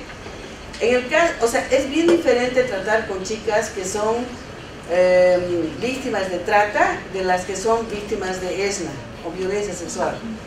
En el caso de trata, es como que más fácilmente identificable y autorreconocible el daño, o sea, el haber sido víctima. En cambio, con las chicas que son víctimas de violencia o explotación sexual, el reconocimiento es mucho más complicado. Entonces, creen que tienen el control, o sea, tienen 12, 13, 14, 16 años, pero están segurísimas de que ellas tienen el control de la situación y de que no, ellas no son víctimas, ellas lo hicieron porque quisieron, porque además esos tipos a los que acuden, o sea, los llamados clientes que no son los violentadores, o sea, estos tipos son muy buenos, son los papis, son los amaditos, los que les dan cosas que ellas no pueden tener en su casa, entonces es complicado, ¿no? Entonces el trabajo de autorreconocimiento del problema es algo que hay que trabajar. Ok, como toda niña o joven tienen unas expectativas que se podría plantear en términos, ahí estamos, Moris, listo, ok, lo vamos a dejar ahí. Ok, listo, entonces, sus expectativas a futuro, las expectativas a futuro de las chicas, o sea, tienen diferentes niveles. Yo he visto, o sea, mi percepción es que a menor daño, mayor expectativa. O sea, las chicas que han sufrido violencia sexual comercial, etcétera, sus expectativas suelen ser muy limitadas a futuro. O sea, no piensan más allá de una semana, un mes, así, o sea, tienen una expectativa muy limitada. Pero yo he visto chicas en Brasil que sí han sido, pero son fantásticas, ¿no? Ellas vuelan, tienen unas expectativas a futuro. Yo quiero ser pediatra, yo quiero ser médico, hay una que me ha encantado, la tengo aquí grabada y aquí cito, una hermosa chica que dice, yo voy a ser mecánico porque mi papá era mecánico, pero mi papá era mecánico de motos, yo quiero ser mecánico de aviones. Ella quiere hacer una buena migrante. Bueno, ok, entonces aquí venían las experiencias de atención, que ya no hay casos, son, en el caso de las hermanas, si me permites, voy a volar, en el caso de las hermanas adoratrices, tienen este centro, y su mejor práctica es esta que han presentado como metodología de intervención por etapas. Ellas hacen un trabajo en 5 etapas: intervención en calle, acogida, formación, promoción para el cambio dentro del centro, el proceso de inserción y seguimiento. O sea, es un trabajo completo que hacen con las chicas en las adoratrices. En el caso de SEDECA, han presentado como su mejor práctica el teatro como herramienta para enfrentar la violencia sexual, y además el teatro producido colectivamente por las adolescentes. Bueno, ahí está la explicación. Y el CHS, bueno, yo les nombro, CHS son campeones en incidencia política, les voy a llevar a Brasil y a todo lado, porque tienen un excelente trabajo y muy buenos logros en términos de hacer su trabajo en casa, pero no quedarse con ese trabajo, y aunque sea pequeño en términos numéricos, logran productos y saben venderlos muy bien y hacer un trabajo de articulación y de incidencia con el sector público, por lo cual yo, Andrea, a todo el equipo de CHS les felicito. Eso es lo que quería mostrarles así muy bien. Soy Vinicio Sandoval, vengo de El Salvador, en Centroamérica, y nosotros tenemos un problema en el tema del abordaje con las víctimas, el acompañamiento, sobre todo al final del periodo, porque todo esto es muy similar, ¿verdad? Pero luego la reinserción de la víctima a la sociedad, a un ambiente, a un trabajo, ver todas esas expectativas, ¿cómo se aborda desde el Estado? Desde las experiencias que están acá, porque sí hay limitantes. Por ejemplo, el Estado salvadoreño busca organizaciones sociales, pero con muchos limitados recursos, ¿no? Entonces, frente también a una crisis de trabajo, ¿no? A nivel general. Entonces, ¿cómo hacen cuando también la víctima necesita acompañamiento, pues también, luego de todo el proceso de rescate y etcétera? Bueno, me surgió la pregunta cuando Sergio Bañez de Bolivia comentaba el tema de los servicios que brinda el Estado, ¿cierto? Porque a veces como que tienes casos de violencia, muy cerca incluso de niños, en donde para denunciarte la piensas, porque dices, esos niños los sacan del hogar y ¿a dónde van? ¿A qué tipo de albergue, con qué tipo de atención, de repente sin oportunidades de estudio, de alguna mejor alimentación? Entonces la pregunta es, para la doctora, en Perú, ¿cómo es que se está trabajando este tema de los servicios a estas víctimas en todo el proceso de atención? Y lo segundo también es cuando mencionaba el tema de las chicas y que le gusta las joyas y eso. Por ejemplo, en Piura hay muchas chicas universitarias que brindan servicio sexual y así tienen como para sus estudios, ¿no? Entonces, yo me recordaba seguro esta serie que la han visto mucho, esto de Sin Pecado No Hay Paraíso. Entonces, el rol de los medios de comunicación. Entonces, en la mirada internacional que tienes, y de repente en Bolivia también, cómo es que se está involucrando, cómo es que se involucran los medios de comunicación para no seguir fortaleciendo la masculinidad hegemónica. Nada más, al doctor Ibáñez, ¿cuál es la diferencia entre tráfico y trata? En la mañana se sostuvo que si no hay captación y retención, no hay trata. O sea, un caso de prostitución sin captación y retención no es un caso de trata. Quería saber la precisión que tiene Bolivia respecto. Para la doctora Rosario, que vengo escuchando ya de toda la mañana, inclusive ayer, sobre el tema de que el centro de acogida y recepción de niñas con trata. No ha habido un planteamiento.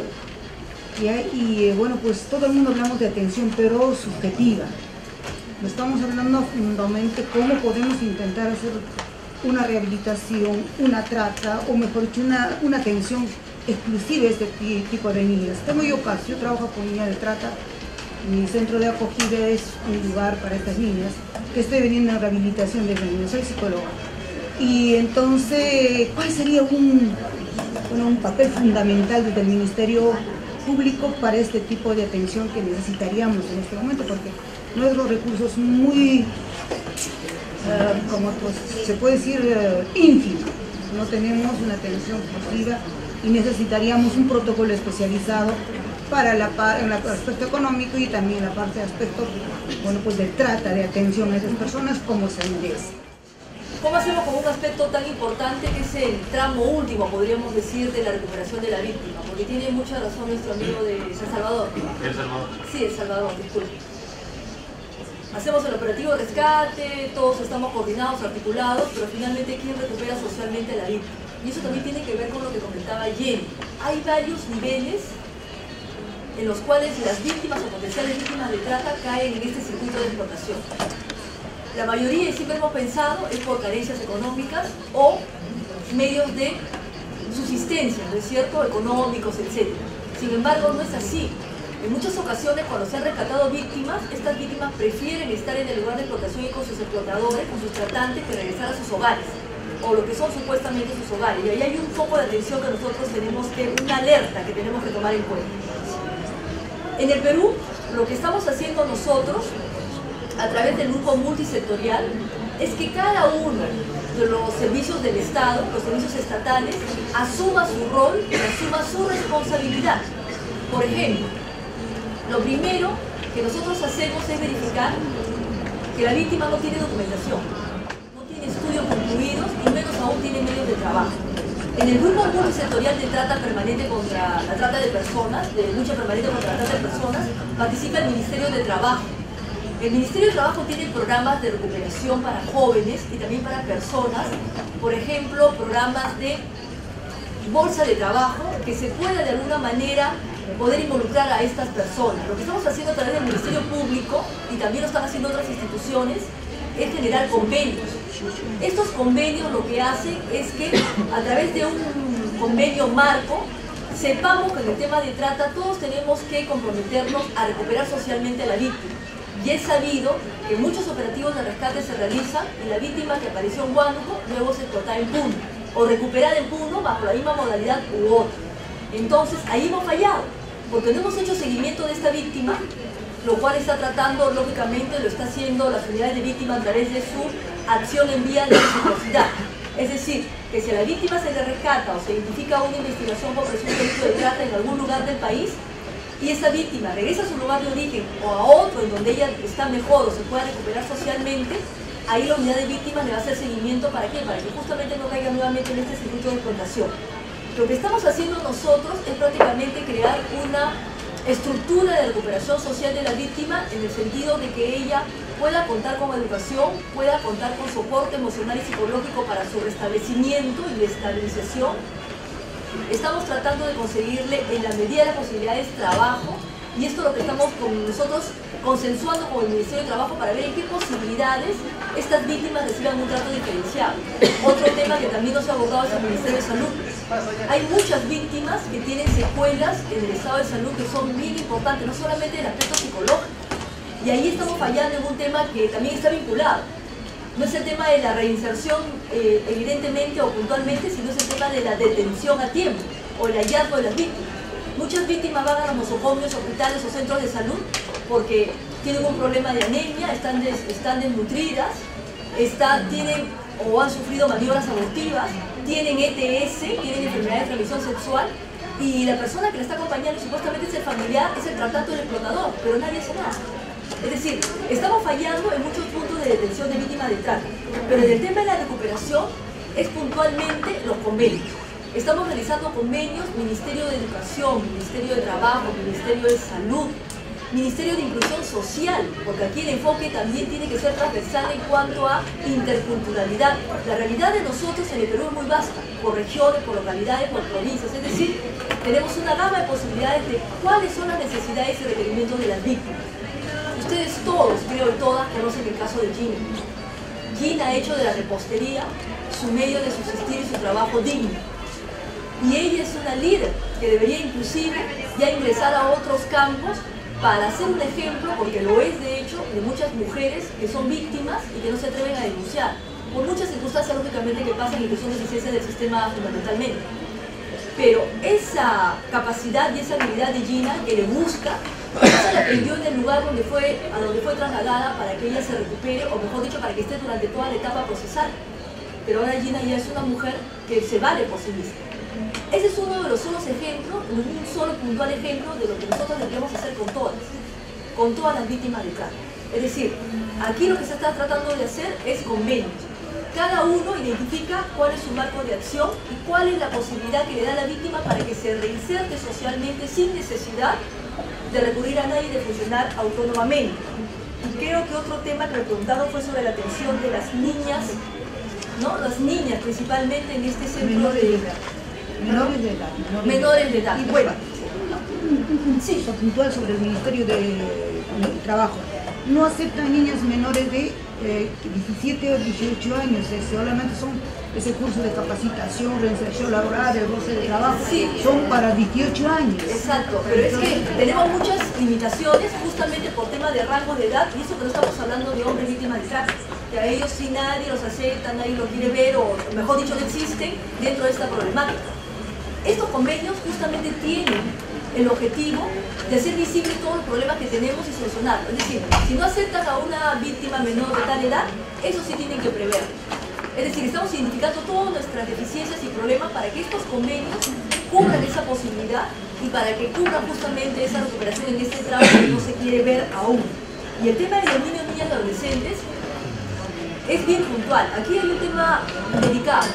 Hay un tema delicado porque ¿qué pasa cuando las víctimas son niños y adolescentes y no otros problemas ocurren solamente en Lima? En Lima tenemos la Dirección de Investigación Tutelar, pero a nivel de provincia no tenemos INAVIF o no tenemos lugares a donde nosotros podamos llevar a las víctimas en esta condición, en este rango de edad.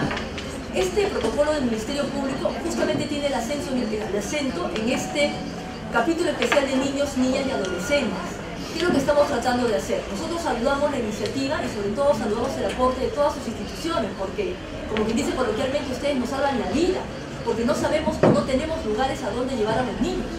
Sin embargo, lo que estamos tratando de hacer es dos planes, plan A y plan B. El plan A es encauzar normativa y legalmente a quien le corresponde, y donde no hemos mirado, o hemos mirado pero no hemos prácticamente puesto la fuerza de obligar legalmente a quien le corresponde, son a los gobiernos locales y regionales. Pues yo sé, o sabemos todos que hay muchas mesas regionales a nivel del país. Sin embargo, ellos tienen la obligación legal de justamente tener estos centros de acogida, de atención especial y diferenciada para las víctimas de trata. Y hay un delito, yo lo digo siempre, sin ningún reparo, porque para algo somos fiscales en el ámbito que nosotros nos desempeñamos, hay un delito de omisión de funciones. Es decir, ¿quién no está cumpliendo con su obligación legal? Punto uno. Y en el otro extremo, el plan B, tampoco podemos cruzarnos de brazos y decir, no, le corresponde a ellos y bueno, que no lo haga nadie. Entonces, el plan B es que nosotros estamos acudiendo justamente a centros de acogida con ustedes. ¿Quién tiene que hacer seguimiento? Yo no sé de dónde procede usted. Del Cusco. En el Cusco acá está el doctor Ramos, que es coordinador perfectamente de la unidad, es el coordinador de la unidad de víctimas y testigos del Cusco. ¿Qué es lo que hemos hecho en este protocolo que está a su plena disposición? Que UDAVIT se encargue de hacer seguimiento, ya sea en un centro, una casa residencial, un centro, un albergue o algo que pertenezca a este ámbito del Ministerio de la Mujer, o a otros externos que nos apoyan y a los cuales nosotros también conducimos a las víctimas menores de edad. ¿Por qué? Porque lo que nosotros hacemos cuando se trata de menores de edad es partir de la premisa y de la presunción de abandono. Todo lo que manejan el tema de familia saben que la presunción de abandono o legalmente es cuando no hay un padre, no hay la madre, o carecemos de este tema funcional en cuanto a organización del trabajo, mejor dicho, de la familia. Pero nosotros partimos en el tema de trata de una presunción de abandono. ¿Por qué? O no tienen padres, perfecto, ese es el tema tutelar, o tienen padres, estos padres han sido engañados, o estos padres son los que explotan o los entregan para ser explotados. En todo este marco, nosotros consideramos que hay una presunción de abandono. Y eso amerita, y eso justifica de que haya un seguimiento por parte del Ministerio Público a través de la unidad de víctimas y testigos. Porque usted me preguntaba cuál es la intervención del Ministerio Público. Entonces, nosotros estamos haciendo este seguimiento, no estamos fiscalizando a ningún área, ya sea externa o del Ministerio de la Mujer, sino estamos contribuyendo más bien a que esta ruta única de actuación prosiga. Y estamos tratando de mantener este vínculo de comunicación para ver las deficiencias y cómo podemos contribuir de esta manera. Hablaban a esto del rol de los medios de comunicación. Es una de las preguntas, no sé, por ahí.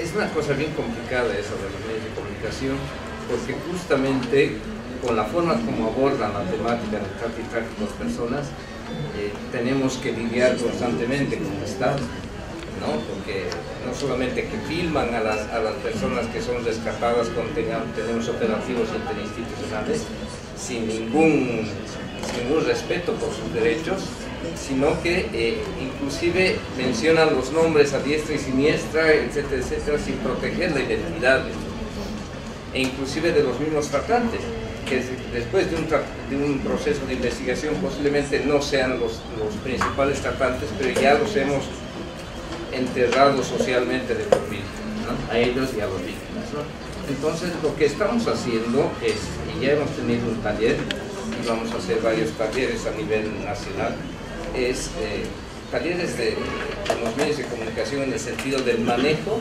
ético de la información.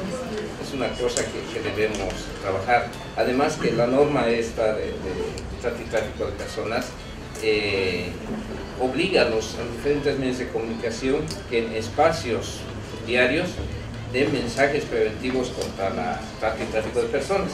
Muchos medios están cumpliendo eso en Bolivia, pero otros necesitan cierta asistencia técnica en el manejo de estos conceptos. Y a eso va, por ejemplo, la pregunta del señor de atrás, en el sentido de que se confunden los términos o se asocia libremente lo que es trata y tráfico con otro tipo de delitos, por ejemplo, violencia o el hecho de que hay registros de personas desaparecidas, por ejemplo, en la policía boliviana, que seguramente acá también los hay, pero libremente asocian el que hay personas desaparecidas, 1.500 personas desaparecidas en el mes de enero en todo el país, entonces son 1.500 casos de trata de personas. Asusta eso, ¿cómo van a manejar eso? Entonces estamos empezando a desarrollar estos talleres y hemos desarrollado 2 en La Paz y en el Alto. ¿Por qué? Porque no podemos mezclar las cosas y tenemos que ser claros en la forma del manejo ético de la información, ¿no? Y a eso voy. La diferencia entre trata y tráfico desde el punto de vista de los delitos, desde el punto de vista de seguridad ciudadana, es el siguiente, así bien básico. La trata es un delito hacia la persona, que la persona es vista como una mercancía de la cual se lucra utilizando ya sea su cuerpo, todos sus conductas racionales, etc. Pero es una mercancía. El tráfico, como se lo conoce internacionalmente, es el tráfico ilícito de inmigrantes, es un delito entre estados, ¿ya? Es decir, si bien se trafica con las personas, pero el tráfico implica un delito de transporte ilícito de personas de un estado a otro. Quisiera simplemente cerrar con una cosa para que les quede ahí en la cabeza. O sea, estamos tratando como en estos paneles, Andrea, compañeros, yo creo que estamos tratando el problema en sus síntomas. No hemos dicho nada y aprovechando de tu intervención, compañera Verde, yo lo que creo es que en la base de toda esta problemática, ¿no? Esta mañana al panel sobre la masculinidad, está eso, es la naturalización universal de la sexualidad masculina como una sexualidad activa, una sexualidad con derechos, una sexualidad además incontrolable. Esa es la idea de la masculinidad, es una sexualidad activa, con derechos, incontrolable, que muestra a los seres humanos masculinos como unos sujetos incapaces de controlar su sexualidad y en consecuencia lo que no le puede hacer a su mujer, entonces para eso busca una mujer adulta, o sea, compra sexo. Si la señora está en embarazo, entonces para eso está la sustituta, etcétera, etcétera. Entonces, lo que tenemos aquí es un problema de construcción social que tiene como cimiento el patriarcado. Y si como sociedades somos incapaces de reconocer el patriarcado como la estructura que naturaliza, construye, forma y deforma a los seres humanos en la posibilidad de que estas cosas se den, estamos perdiendo de vista la base. Entonces, vamos a hacer normas, vamos a hacer leyes, vamos a hacer de todo, pero si no estamos tocando las bases de la estructura que esto construye, vamos a seguir dándole alimento a este monstruo que se llama patriarcado.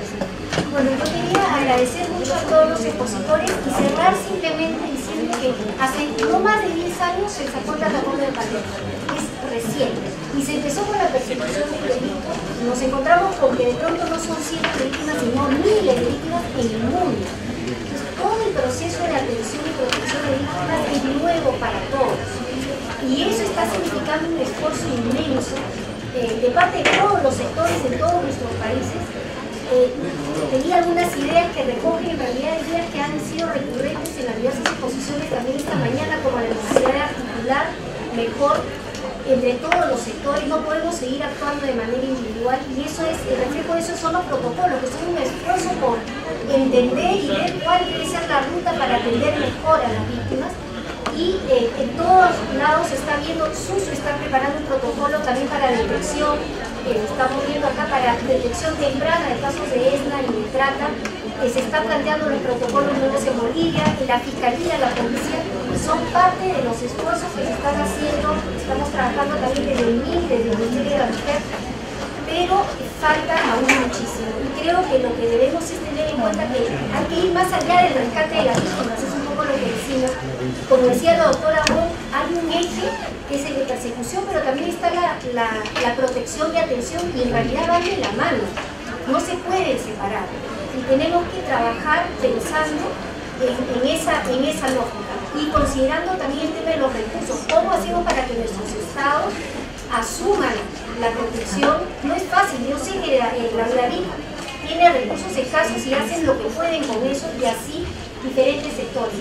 Hay que insistir y hay que, desde todos, yo creo que todos los países de la realidad, que los estados asuman esa responsabilidad y apoyen el desarrollo de un trabajo más enfocado en la víctima, en donde se escuche a la víctima, la voz de la víctima, que todavía no estamos escuchando suficientemente, cuáles son sus necesidades, de dónde provienen, qué cosa podemos hacer para verdaderamente ayudarla a salir de la situación en la que está. Nos falta mucho todavía ese nivel, y bueno, estos son esfuerzos en ese sentido. Agradezco mucho las exposiciones.